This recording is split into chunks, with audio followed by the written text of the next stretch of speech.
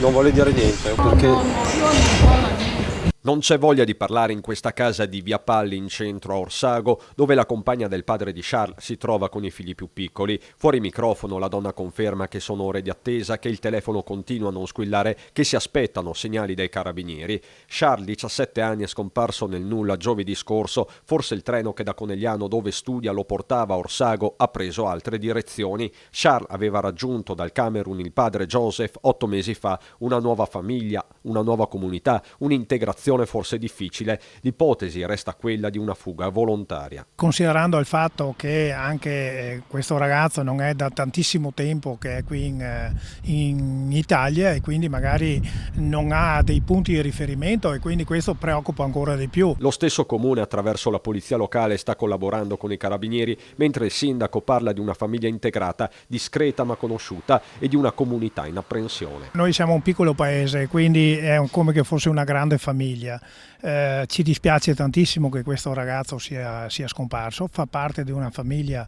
ben integrata nel nostro paese e quindi speriamo proprio che si possa risolvere nel miglior modo possibile. Da qui il messaggio a Charles, quello di non sentirsi solo. Ha una famiglia qui ad Orsago che lo aspetta, ma soprattutto anche un paese che lo aspetta, questo sicuramente.